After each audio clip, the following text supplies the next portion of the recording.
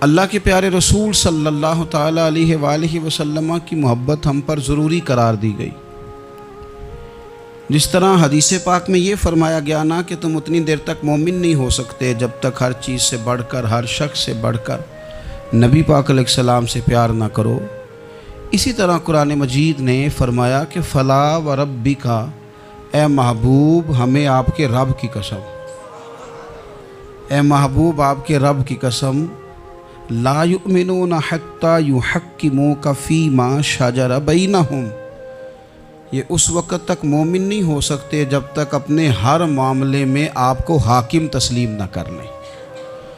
या आपको हाकिम तस्लीम कर लें, हर बात में आपका हुक्म मानने लगें तो आपका रब फिर इनको मोमिन मानेगा। हर मामले में, नमाज पढ़ने में भी नबी पाक का हुक्म मानना है और शादी करने में भी नबी करीम का हुक्म मानना है, रोज़ा रखने में भी हुजूर का हुक्म मानना है और तिजारत करने में भी नबी करीम अलैहिस्सलाम का हुक्म मानना। जिस तरह हम लोगों ने नवाफिल पढ़ने में, तिलावत करने में रसूल करीम अलैहिस्सलाम की बात को सुनना है, इसी तरह हमने फ़ैसले करने में, कचहरी में जाने में, अदालत में पहुंचने में, वहाँ भी हमने नबी करीम सल्लल्लाहु ताला अलैहि वसल्लम की बात पर ही गौर करना है और सरवरे कायनात अलैहिस्सलाम को हर मामले में अज़ अव्वल ताखिर अपना हाकिम तस्लीम करना।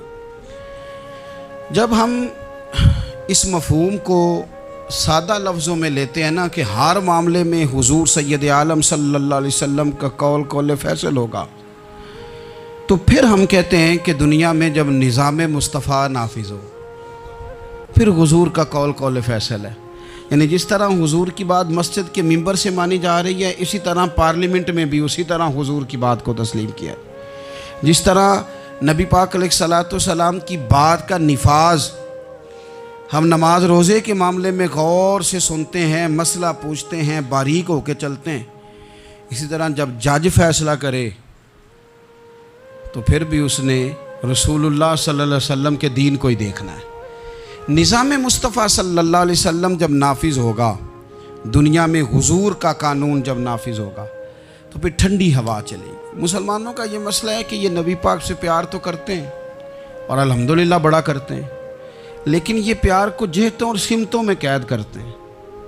यानी मस्जिद में आके दुरूद शरीफ पढ़ते वक्त अगर हुजूर के ग़ुलाम होते हैं तो फ़ैसला करते वक्त और अपने हक़ में फ़ैसला सुनते वक्त उस वक़्त भी हमें नबी पाक का ही ग़ुलाम होना चाहिए। हमें वोट लेते वक्त भी हुजूर के ग़ुलाम और वोट देते वक्त भी नबी पाक सल्लल्लाहु अलैहि वसल्लम के ग़ुलाम। जब तक निज़ाम नाफिज नहीं होता, निज़ाम, यूरोप को आपकी नमाज से तकलीफ़ ही कोई नहीं तो नमाज पढ़ने के लिए मस्जिदें बनाने की इजाज़त देते हैं। कुरान पाक जितना मर्ज़ी आप वहाँ पढ़ें वो इजाज़त देते हैं। आप ज़कातें दें जितनी मर्ज़ी, वहाँ से लोग चंदे इकट्ठे करके यहाँ नहीं ले आते, करें जो मर्ज़ी। उनको आपकी ना नमाज से परेशानी है, ना मसला ज़कात से परेशानी है, ना सोमो सलात से मसला है। उनको तो मसला ये है कि कचहरी में कहीं नबी पाक का दीन ना आ जाए। उनको तो मसला ये है कि कहीं पार्लियामेंट में हुजूर का दीन ना आ जाए। दो कौमी नज़रिए क्या हैं और नज़रिया पाकिस्तान क्या है जिसकी बुनियाद पर पाकिस्तान बना। बड़े ठंडे दिल से मेरी बात को समझिएगा। पाकिस्तान अगर अच्छी सड़कों के लिए, तरक्की करने के लिए बना था तो ये तरक्की हिंदुस्तान में रह के भी हो सकती थी। इंडिया वाले कहते हैं कि हमने तरक्की नहीं करनी, कच्ची सड़कों पे चलना है, हमने टेक्नोलॉजी नहीं बनी, ये काम वहाँ भी हो सकता था। अगर आप ये कहें कि पाकिस्तान जमहूरियत की मजबूती के लिए बनाया था कि डिक्टेटर कोई नहीं आएगा, सिर्फ जमहूरी कुव्वतें काम करेंगी, तो जमहूरियत में तो इंडिया बज़ाहिर आगे निकल गया है। उनकी जमहूरियत तो ज़्यादा अच्छी नज़र आती है, कभी डिक्टेटर नहीं आया। आपने पाकिस्तान क्यों बनाया? अगर आपने यही काम करने थे, फाशी और यानी और जो मर्ज़ी जिसके मन में आए करे और कोई फ़र्क ना हो यहाँ के और वहाँ के कल्चर में, रिश्वतखोरी, भत्ताखोरी और नाजायज़ फ़रोशी सारे काम अगर होने थे तो ये काम वहाँ भी होते हैं। पाकिस्तान क्यों बना? क्यों इतनी सारी 40,000 लोगों ने अपनी जानों की कुर्बानियाँ दी? दुनिया की सबसे बड़ी हिजरत हुई है, सबसे बड़ी, जब पाकिस्तान बना। ये सबसे बड़ी हिजरत थी, इतनी बड़ी हिजरत ही कभी नहीं हुई। क्यों इतना कुछ हुआ? वो इसलिए हुआ कि हमें बताया गया था कि वहाँ ना सोशलिज़म, ना वहाँ खाली जमहूरियत का राग अलापा जाएगा, बल्कि एक बुलंद नारा लगाया गया था। नारा क्या था? पाकिस्तान का मतलब क्या? पाकिस्तान का मतलब क्या?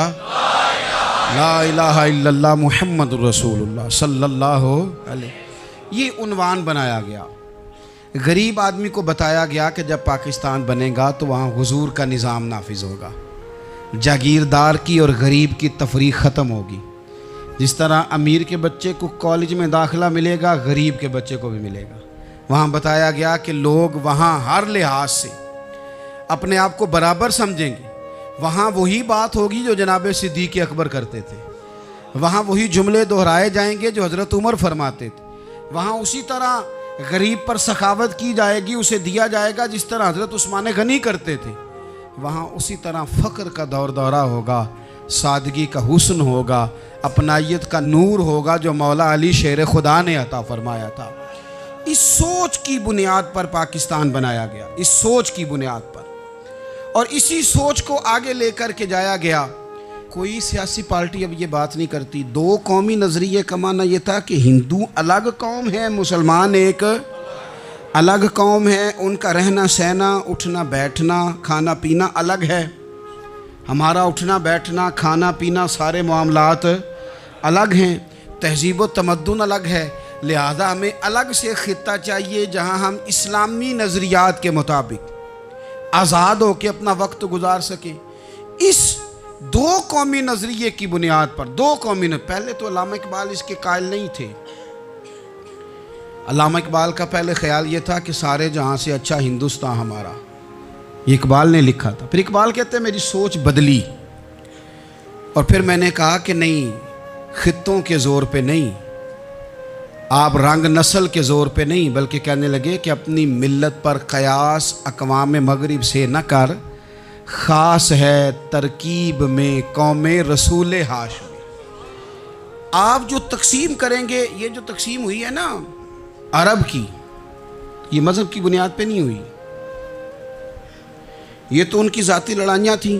छोटा सा दुबई बन गया, छोटा सा मस्कत, छोटा सा अबू धाबी, ये तो उनकी ज़ाती लड़ाइयाँ थीं, कबीलों की लड़ाइयाँ थीं, जंगें थी, छोटे छोटे मुल्क अलग से तकसीम हो गए।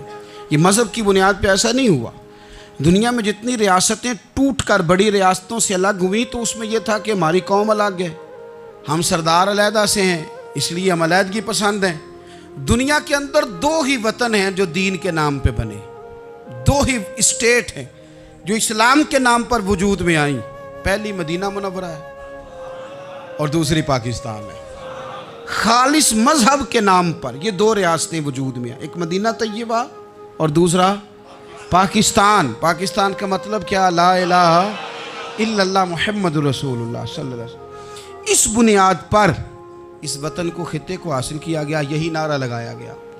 यही नारा मोहम्मद अली जिन्ना लगाते थे, यही डॉक्टर इकबाल लगाते थे, यही नारा चौधरी रहमत अली लगाते थे। यही वो नारा था जिस नारे को तहरीक पाकिस्तान के कायदीन ने आगे पहुंचाया। उस ज़माने में जो राइटर लिखते थे उनकी तहरीरें आप आज भी निकाल के देख लें। वो कहा करते थे कि पाकिस्तान कायम होगा तो अमीर गरीब की तफरीक ख़त्म होगी, पाकिस्तान में वही निज़ाम आएगा जो निज़ाम रसूल पाक सल्लल्लाहु अलैहि वसल्लम लेके आए, कुरान को नाफिज कर दिया जाएगा। ये उस ज़माने के लोग लिखा करते थे, बयान करते थे, इसी का इबलाग होता। पता नहीं फिर किसकी नज़र लगी, क्या हुआ, और तहरीक पाकिस्तान में जज्बाती तौर पर उलमा ने किरदार अदा किया। उलमा ने हज़रत मौलाना अब्दुल हामिद बदायूनी, हज़रत मौलाना सैयद नईमुद्दीन साहब मुरादाबादी, हज़रत मौलाना अब्दुल अलीम साहब मेरठी, और एक बड़ा नाम अमीर मिल्लत हज़रत पीर सैयद जमात अली शाह साहब मुहद्दिस अलीपुरी, 100 साल से ज़्यादा उम्र के बाबा जी तहरीक पाकिस्तान के लिए जलसे हो रहे हैं। बाबा जी से उठा नहीं जाता, तो जिस तरह 4 लोग चारपाई पे जनाजा उठाते हैं, इस तरह 4 लोगों ने चारपाई पे बाबा जी को उठाया हुआ है, अमीर मिल्लत सैयदजादे, और चारपाई उनकी उठा के जलसों में ले जाई जाती है और वो तकरीरें करते हैं और कहते हैं सुनो भाई, जो मुस्लिम लीग को वोट नहीं देगा फिर हम उसका जनाजा भी नहीं पढ़ाएंगे। जो वोट नहीं देगा हम दफन भी नहीं होने देंगे अपने कब्रिस्तानों में, जो वोट नहीं देगा हमारा मुरीद ही नहीं। इतने जज्बात में लाके 40,000 लोगों ने कुर्बानियां दी। एक नजरिया था कि हिंदू अलग कौम है, मुसलमान एक, और फिर पाकिस्तान बनाया गया। आज क्या धमा चौकड़ी है, क्या जातों पातों की बुनियाद पर? ये तो हिंदुओं का तरीका था कि वो जाते पाते गिनते थे कि ये ब्राह्मण है, ये शूद्री है, ये खत्री है, ये फलाना है, ये हमारे घर नहीं आ सकता, ये नीच है। और अगर आज इस मुल्क में भी इलेक्शन ज़ात की बुनियाद पर लड़ा जाए और यहाँ भी सिर्फ इसलिए सपोर्ट किया जाए कि ये मेरी बरादरी का है, सिर्फ इसलिए सपोर्ट किया जाए कि मेरा कबीला है, पहले देखा जाए कि यहाँ कौन सी बरादरी मजबूत है तो उस कैंडिडेट को टिकट दिया जाए, तो फिर क्या आपने वतन बना के क्या कमाल किया? तो इसका एक नज़रिया है। क्या नज़रिया है कि मुसलमानों का रहना, उठना, बैठना, खाना पीना अलग है। देखो एक सादी सी बात है, या आपने दाढ़ी रखनी है, मूछें रखनी है, तो इस पर भी नबी पाक सल्लल्लाहु अलैहि वसल्लम ने कहा कि अलग से तुम्हारी शनाख्त होनी चाहिए, अलग से। फरमाया तुमने यहूदी चूँकि मूछें बड़ी रखते थे, फरमाया तुमने दाढ़ियाँ बड़ी करनी है, मूछें पस्त रखनी है, यहूदियों की मुखालफत करनी है। ये लफ्ज़ हैं हदीस में साथ। सादी सी बात है ना, पगड़ी बांधनी है, बांध ले कोई आदमी। हमारे पंजाब में लोग पगड़ी भी कह देते हैं, साफ़ा भी कह देते हैं, कुल्ला भी कह देते हैं, जो जिसके मन में आया। लेकिन हुजूर ने ताकीद लगाई, फरमाया ख़ास है ये भी, ये इस्लाम का कल्चर है, कल्चर अलग से है। फरमाया यहूदी बगैर टोपी के सर पे पगड़ी बांधता है, तुमने पहले टोपी पहननी है फिर पगड़ी बांधनी, यहूदी की मुखालफत करनी। ये अलग कल्चर है, अलग तहजीब है मुसलमानों की, ख़ास है तरकीब में कौमे रसूले हाशमी। आपकी अदालत में वो वाला निज़ाम नहीं होगा जो अमेरिका में है, आपकी अदालत में वो वाला निज़ाम नहीं होगा जो बरतानिया में है, आपके पार्लियामेंट में वो निज़ाम नहीं चलेगा जो यूरोप का, बरतानिया का, फलाने का फलाने का है। आपकी पार्लियामेंट में, आपकी अदलिया में वो निज़ाम चलेगा जो कुरान का है और रसूलुल्लाह के फरमान का है। ये नज़रिया था, नज़रिया। अब इस नज़रिए की लोग बात ही नहीं करते, आवाम भी नहीं करती, बिल्कुल नहीं। मैं बड़ी देर से रोना रो रहा हूँ, बहुत सारे बड़ी बड़ी गद्दियों के पीर भी नहीं करते। उनको पता है कि अगर निज़ाम मुस्तफ़ा नाफिज होता है तो मुझे भी बताना पड़ेगा कि 80 मुरब्बे कहाँ से आए, मुझे भी बताना पड़ेगा कि ये जो मैं 1.25 करोड़ की कार में, गाड़ी में घूमता हूँ तो ये कहाँ से आई, हिसाब देना पड़ेगा। और फिर जब पाकिस्तान बन गया, कुर्बानियों के बाद बना, आपने नाराज़ नहीं होना, मेरा मुहाजिर फैमिली से ताल्लुक़ है। जो अजीज़ रिश्तेदार करीबी यहाँ रहते थे ना, मकामी, वो तो मुहाजिरों में रिश्तेदारी नहीं करते थे। सही कह रहा हूँ? कहते मुहाजिर है, अच्छा जी गैर मुस्लिम है, जगह नहीं देते थे रहने को। मैं कैसे आपको बात बताऊँ?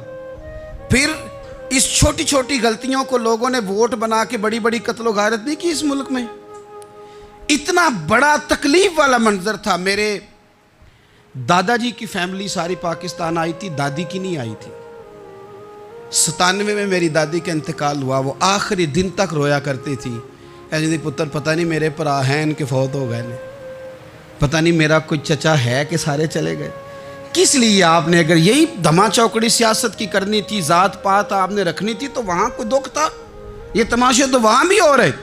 वो आखिरी दिन तक रोया करती थी। अब तो खैर आंखें बड़ी जदीद, उनका ऑपरेशन होता है। तो एक ज़माने में आँखों का ऑपरेशन होता था, डॉक्टर कहते थे लाइट बंद रखो, सब्ज़ रंग की पट्टी बांधो, 4-4 घंटे के बाद दारू डालना है आँख में, ड्रॉप्स डालने।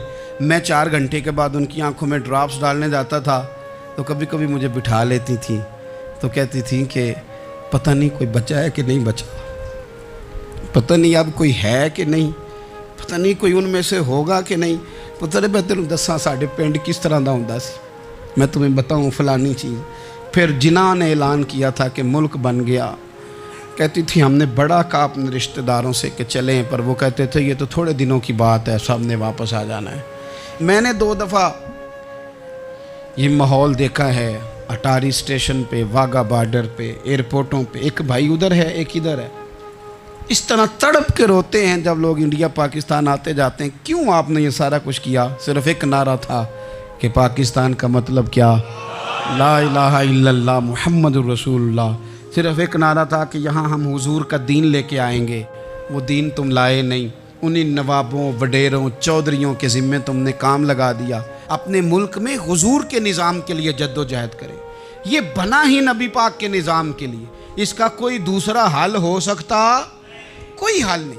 ये हुजूर के निज़ाम के लिए बना है। 2-3 बातें आपकी खिदमत में अर्ज़ करनी है जो आपने ज़्यादा गौर से सुननी है। सबसे पहले तो पाकिस्तान बदलने के लिए ज़रूरी है कि निज़ाम मुस्तफ़ा के लिए जद्दोजहद की जाए, फ़िक्र हुसैनी अपनाई जाए और वक्त के हर यजीद को ललकारा जाए और ललकार करके निज़ाम के लिए कोशिश की जाए कि निज़ाम मुस्तफ़ा इस मुल्क में नाफिज हो।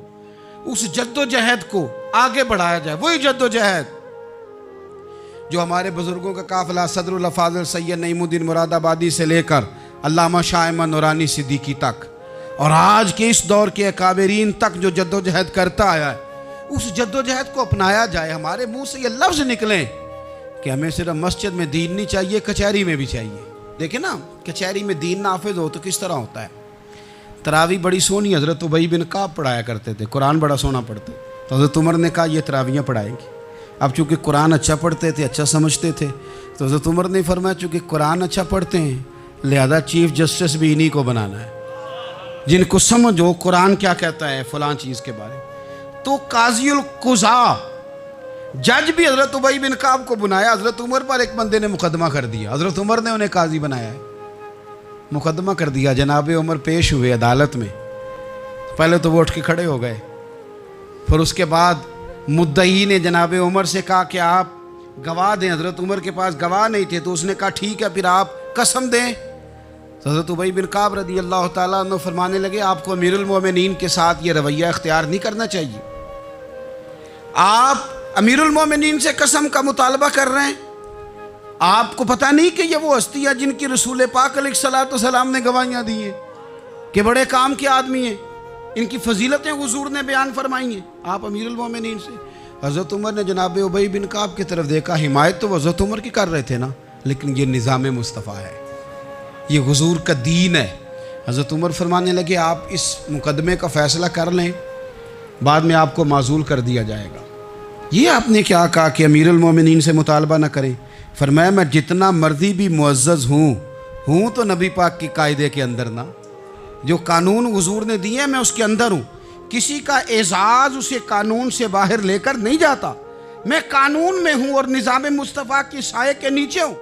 सबसे पहले तो निज़ाम मुस्तफ़ा का मुतालबा करें। दूसरा मैं आपको एक बात अर्ज़ करूँ, एक होता है घर, एक होता है कब्रिस्तान, एक होता है घर, एक होता है डेरा।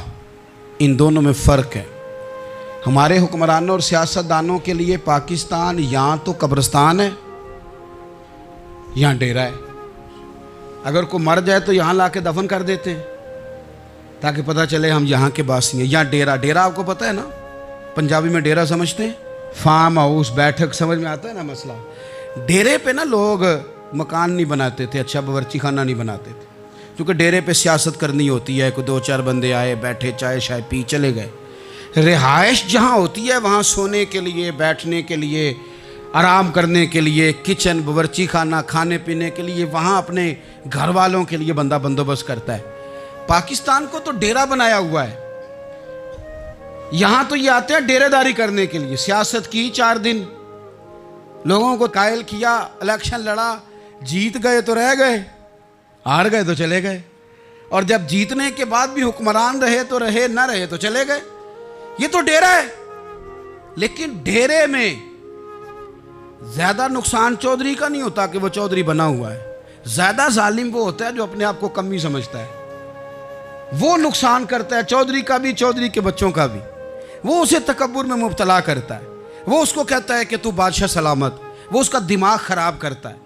इसलिए शेख सादी कहते थे बहुत सारे लोगों को उनके मुशीर तबाह कर देते हैं अगर तू बल्ले बल्ले। तो पाकिस्तान इन लोगों के लिए या डेरा है या कब्रिस्तान है। घर तो मेरा और आपका है, लिहाजा हमने इसे घर समझना है, सिर्फ अपने घर को नहीं। हमारी गली भी हमारा घर है, हमारी सड़क भी हमारा घर है, हमारे पार्क हमारा घर है, पब्लिक प्रॉपर्टी सारी हमारी हैं। हमने हुक्मरानों का सिर्फ इंतज़ार नहीं करना, हमने रैपर देख के फेंकना है कि घर हमारा है। हमने सड़क पे कचरा देख के फेंकना है कि घर हमारा है। हमने इसके ज़र्रों से, इस वतन की मिट्टी से प्यार करना है। और ये आप छोड़ दें कि सिंध में फ़लाने की हुकूमत है और खैबर पख्तूनख्वा में फ़लाने की हुकूमत है, पंजाब फ़लाने का है और बलूचिस्तान फ़लाने का है, ये बातें आप छोड़ दें।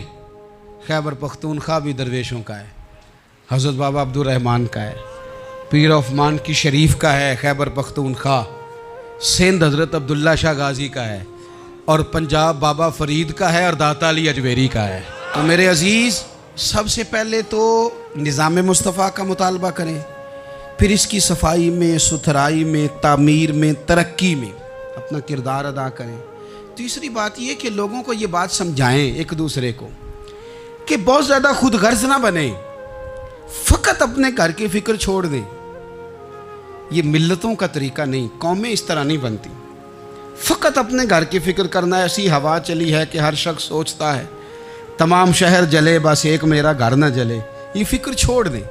देखें ना, हमें बताया गया, नबी करीम सल्लल्लाहु ताला अलैहि वसल्लम के फरमान ने बताया कि 40 घर आगे, 40 घर पीछे, 40 घर दाएँ, 40 घर बाएँ, ये तेरे पड़ोसी हैं। और सखावत तू कहाँ से शुरू कर? हुजूर ने जनाब अबू ज़र ग़िफ़ारी से फरमाया था कुछ ना हो सके तो शोरबा ही ज़्यादा पका लिया कर, इसी से पड़ोसियों का भला कर। अपने इर्द गिर्द थोड़ा देखें हम किसके कितने काम आ सकते हैं, और अगर किसी के घर में कोई परेशानी हो तो उसे ख़त्म करने की कोशिश करें। अगर हमारे दाएं बाएं कोई आदमी किसी गलत चीज़ में मुलव्विस हो तो दूर करने की कोशिश करें। क्यों भला? इसलिए कि पड़ोसी के घर की आग सिर्फ इसलिए नहीं बुझानी चाहिए कि उसका घर न जल जाए, पड़ोसी की आग इसलिए भी बुझा देनी चाहिए कि अगर उसके घर से आग ना बुझाई तो वो हमारे घर भी आ जाएगी। अगर साथ वाले के घर की आग ना बुझाई जाए तो वो हमारे घर भी आ जाएगी। इसलिए इस वतन में जितने घर हैं वो सारे अपने। एक आखिरी बात आप हजरात की खिदमत में बड़ी दर्दमंदाना मैंने अर्ज़ कर दी, दर्दमंदाना। अगर सियासतदान अमीर कबीर हमारा भला नहीं करते तो चलो हम ही एक दूसरे का भला करना शुरू कर दें, थोड़ा थोड़ा नफ़ा करना शुरू कर दें। हुजूर अलैहिस्सलाम ने फरमाया लोगों में बेहतर वो है जो लोगों के लिए नफ़ामंद हो। अगर बहुत ज़्यादा ऊंचे दर्जे का अफसर अगर हमें लगता है इल्ला माशाल्लाह कि वो करप्ट है, तो जहाँ जहाँ हम बैठे हुए हैं जिस जगह पे, उन जगहों पे ही हम एक दूसरे का भला करने लग जाएं। चलो मेहरबानी करे रेड़ी वाला ये सोच ले कि मैंने वो फल नहीं लेके जाना जो लोगों को बीमार कर देगा। चले सब्ज़ी वाला ये सोच ले कि ये वाली सब्ज़ी अब इतनी तबाहकुन हो गई है कि बीमार करेगी, ये काम। चलो मेडिकल स्टोर वाला ही मेहरबानी करे कि मैंने दवाएं सिर्फ वो लेके आनी हैं जो फ़ायदेमंद है, जो दवाएं एक्सपायर हो गई हैं जिनमें कोई मसला बन गया वो मैंने काम नहीं करना। और चलो करियाने वाला ही मेहरबानी कर दे, वो बेसन ही सही ले आए यार, वो वाला ना बेचे जो लोगों के लिए नुकसान का बायस। वो बोतलें असली बेचे, नकली ना बेचे, क्योंकि वतन हमारा है। आप यकीन करें कि मैं ऊपर की बात नहीं करता, नीचे तक हाल इतना ख़राब है कि आगे आगे जो फल दिखाने को लगाए हैं वो और हैं और उनके पीछे जो पड़े हैं वो और हैं। इतना अजीब मंजर, इतनी अजीब। मैं अब तो चलें कुछ अहबाब मुझे सफ़र करा देते हैं। एक ज़माने तक मैं किराए की गाड़ी में सफ़र करता था। एक साहब को मैंने एक दफ़ा बताया कि मुझे शेखुपुरा जाना है, कितनी देर रुकेंगे? मैंने कहा कि ज़ाहिर है जलसा है, फारिग होगा तो आ जाएंगे। तो शेखुपुरा वालों ने भी मुझे शेखुपुरा बताया था, तो वहाँ जाके पता चला कि 10 किलोमीटर अंदर जाना है। उन्होंने ब्रेक लगा ली वहीं पे, कहने लगे जो 10 किलोमीटर अगे जाना है तो पैसे नवे तय होणगे। गल शेखुपुरे दी हुई सी।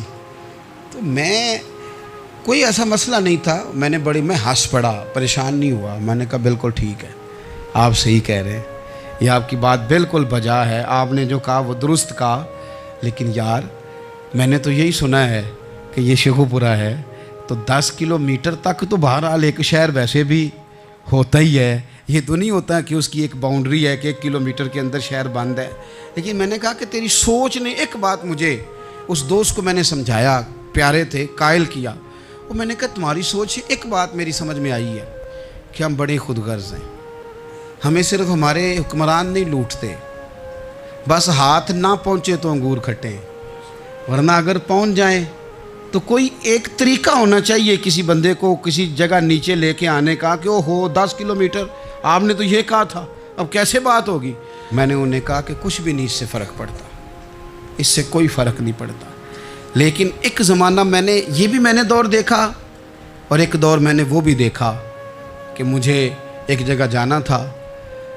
अल्लाहु अकबर, एक कारी साहब थे, इमाम साहब थे, किसी ज़माने में वो रह चुके, तो हमारे इलाके में भी उन्होंने इमामत की थी। तो मैं वहाँ जा रहा था, तो उनके गांव पहुँचने स्टॉप पे उतर के तो मैं तांगे पे बैठा। तांगे वाले को मैंने कहा कि वो चूँकि अपने गांव जा चुके थे छोड़ के हमारा इलाका, तो मैंने कहा फ़लाने कारी साहब के यहाँ जाना है। तो नीचे उतर के तांगे वाला, जाहिर है कार वाले से तो गरीब ही होता है, तो मैंने उस तांगे वाले से कहा कि मियाँ किराया कितना तेरा बनता है। कहने लगा मैं मौलवी साहब दे परौने को किराया नहीं लेंदा, इसलिए कि उन्होंने हमें कुरान पाक पढ़ाया है और उन्होंने हमें। और फिर मैं वो तांगे वाला, उसके कपड़े, उसकी तामत, उसका सारा कुछ सादा, तो मैं बार बार मेरा दिल करता था कि मेरी आंखें इसकी फ़ोटो खींच ले, क्या शख्स है, क्या अंदाज़ है। और वो मुझे कहने लगा मौलवी साहब वापस कदों को जाना दे। मैंने उनसे कहा कि मैंने ना जी शाम को ही वापस लौट जाना है। तो कहने लगे मैं डीगर को तक तुहाडा वेट करांगा तो मैं तुहानू डीकांगा, एक सवारी घट पावांगा। मेरा दिल करता है मौलवी साहब दा परौना वापस भी फ्री जाए।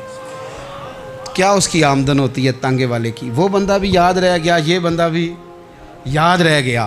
खुदारा हम याद रहेंगे। मेहरबानी करें आप एक दूसरे का थोड़ा थोड़ा भला करें, एक दूसरे की थोड़ी थोड़ी खैर करें, एक दूसरे का थोड़ा थोड़ा नज़रिया